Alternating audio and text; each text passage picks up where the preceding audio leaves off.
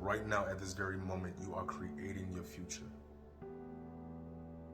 At this very second, listening and looking at this video, with every thought that you think, because as a man think in his heart, so is he. So whatever's been ruminating in your subconscious mind, what has taken root, the programming, is what's creating your reality. The words that you speak, because life and death is in the power of the tongue, and they that love it shall eat the fruit thereof. That's why it's so very imperative to guard these gates. Your ear gate, what you're listening to, your eye gate, what are you watching, your mouth gate, what are you speaking. This is all feeding the realm of the spirit, your mind. And that's why the word tells us to pull down every vain imagination that exalts itself against the knowledge of God. So whatever is contrary against the word that's not bringing forth fruit in your life, pull it down. You have the power and authority to cast it down, to think a new thought that serves you. Positive thinking. Be not conformed to the patterns of this world, but be transformed by the renewing of your mind. So whatever old data has been stored within your subconscious, renew it with the word. Renew it with truth. Because Christ tells us that his words are spirit and life, and our words are too spirit and life. That's why our words create our reality. Sometimes we get hung by our tongue. We bring forth distractions from our own tongue, death and decay from our own tongue.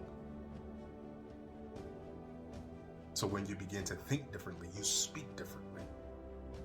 And as you apply spiritual principles that's written in the law of God, your life will begin to change, and you'll be a divine reflection of what's written in the word. And that's why it's so imperative too, to declare the word of your life. Speak it daily, because the mind, the subconscious mind, gets programmed by repetition, patterns. So whatever you speak daily, whatever is hearing, you're giving it commands by declaring the word of your life, declarations, affirmations. You're confirming the word inside your mind. So now your life will follow your words, your life will follow your thoughts. This word is just a reawakening. For some, an awakening. To be mindful of every single thought. To begin to reprogram your mind. To begin to speak words into your future. And watch things begin to take shape. Because the words shall not return unto you void. Isaiah 55:11. Once again, they are law, spiritual law, and these laws are eternal. They cannot be broken. The word also declares that heaven and earth will pass away, but God's word will never pass away. That means the words that we speak, his words, are eternal. Once again, spirit and life. And so are our words and our thoughts. They are spirit and life. Because as we all know,